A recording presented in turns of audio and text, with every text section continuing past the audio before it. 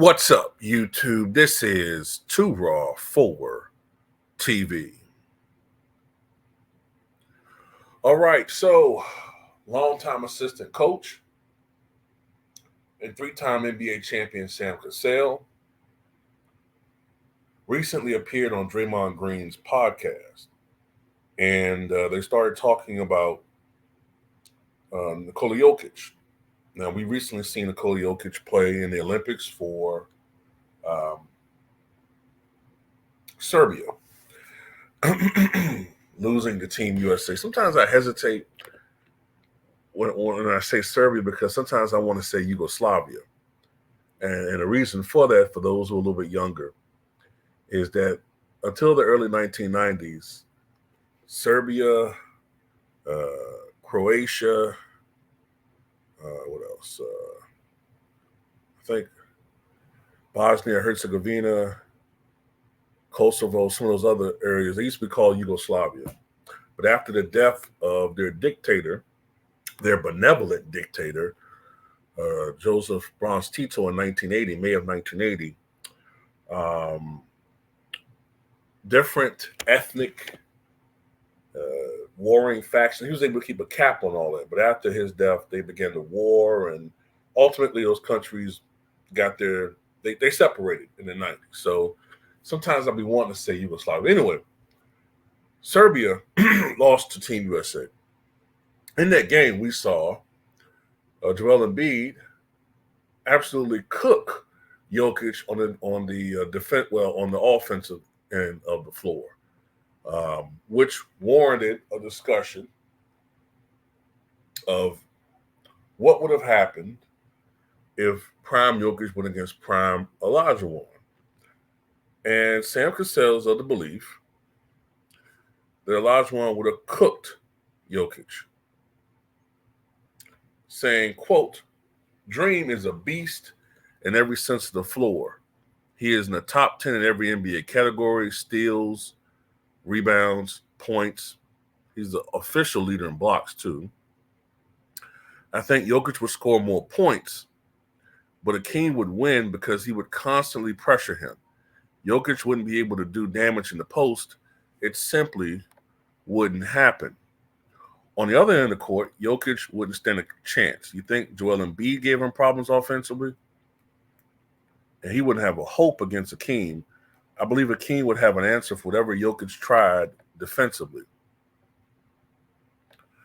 Well, if you're talking about in the post, up to about maybe 15 feet out, 15 feet in, I agree with this assessment. Olajuwon, to me, is probably a top two, I would say at least top 2 to 3 center all time, along with Bill Russell and Ben Wallace. And the Dikembe Mutombo's in that mix as well.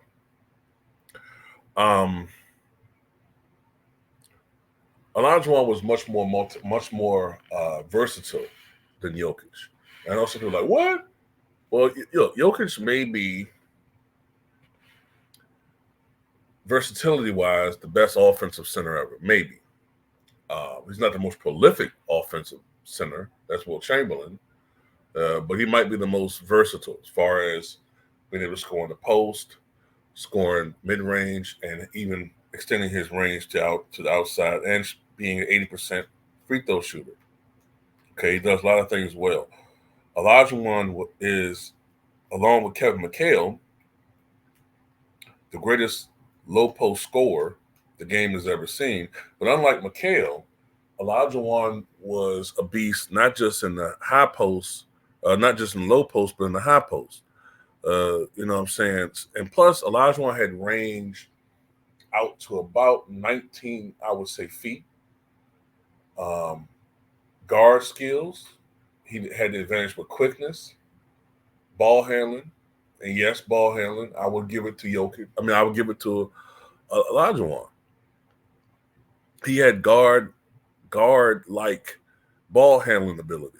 It took him a while to develop all these things, but he could score facing you up, which was very rare in that era in the 90s.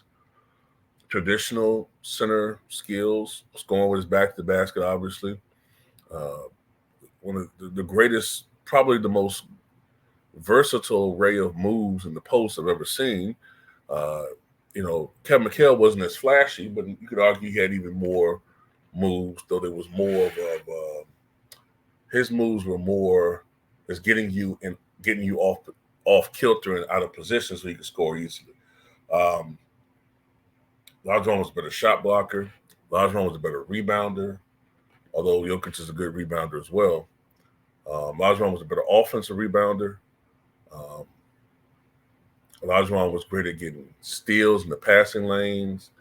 Uh, you could strip as far as one-on-one defense, help defense. He was just a beast, man. Just a beast. Now, the one area where I think that he could give Olajuwon problems is his outside shooting. That's not something that was very commonplace in Olajuwon's era. Like, I'm trying to think of a big man that could shoot threes that was top tier. I mean, you had your role players that could shoot some threes. Terry Mills could shoot from outside, but he wasn't much of a great post player. But Jack Sigma could shoot from outside, but that was toward the end of his career.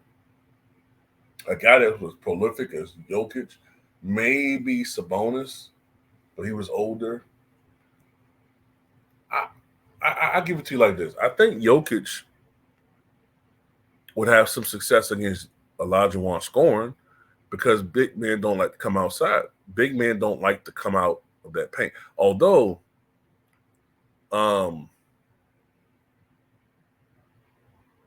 outside of that, I do think that he would give Jokic problems. If Jokic isn't hitting that outside shot, we have seen if you had a guy who was a great one-on-one defender, he could slow Jokic down. The thing is, in today's NBA, in my opinion, there aren't a lot of big body traditional centers. Like a lot of these guys aren't really centers. A lot of these dudes are really power forwards who are stretch forwards playing in the center position. So for Jokic, he has a size advantage a lot of times. So that's why he's so nearly unstoppable in the post. But if you have a guy like Olajuwon or guys who can match him size for size, or even a little bit bigger or stronger, there's more resistance. That's why against the Timberwolves, with the way that they both, the way that we're using both Gobert and Cat, especially Cat with his quickness, Cat was giving him problems, and Cat is nowhere near the defender Olajuwon was. So, yeah, I'm convinced Jokic get his points. Jokic still averaged about 26 points a game or so against Olajuwon, 27 points a game. But instead of shooting 60%, I think he would shoot around 50%. That don't sound like much, but it's something. Maybe even in the upper 40s. And if you got Jokic being less consistent and less efficient, he's taking more shots, he's forcing more shots. And then if you have him working harder offensively, that's going to take away from the other parts of his game, including the part of his game that I think is more deadly, his passing game.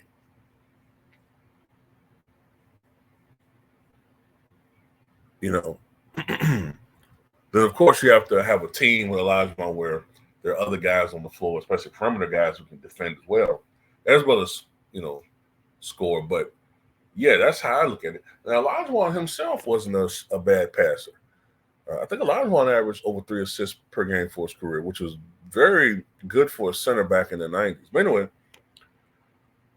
that's pretty much how I look at it, man. But I do think Jokic is an all-time great. He's not going to stop an all-time great player, but the key is try to slow him down. And I mean, with Jokic, you got an NBA champion, Finals MVP, 3-time league MVP, Olajuwon's what? a league MVP, 2-time NBA champion, 2-time Finals MVP, all-time official shot blocks leader. Though I believe the real shot blocks leader is Wilt Chamberlain. But yeah, I agree with this assessment. Now of course Sam Cassell played with Hakeem, so he's going to say that. He's going to. Now I'm not saying he's saying it just to be saying it, but he's going to be a little bit biased. But it is what it is. I'm going to tell you something that's funny in this video. I don't know what's going on with this revisionism with Hakeem, but people seem to be disrespecting this dude, man. Now all of a sudden, people like putting him out of the top 15, top 20. I don't know what's going on, man. I really don't understand what's going on, because I know when I was watching basketball in the 90s, Hakeem was considered the best center in the 90s. Now magically, Shaq is leapfrogging him. Tim Duncan is leapfrogging him. Jokic is leapfrogging him. It's like people just forgetting about who the hell Hakeem Olajuwon was. There's a reason why Hakeem Olajuwon was first overall in the same draft with Michael Jordan. Okay? It's a reason why, even in the hindsight of looking at how great Michael Jordan was, people still say the Houston made the right choice picking Hakeem. So, nobody says Houston made a mistake not drafting Jordan. They say they made a mistake, Portland drafting Bowie. But, people still say Olajuwon was the right piece to go. And remember, essentially, with acquiring Ralph Sampson and looking at Hakeem, Moses became more expendable for the Rockets. Because remember, they had their eye on Ralph Sampson. So that shows you the greatness of Hakeem Olajuwon. Anyway, tell me what you guys think.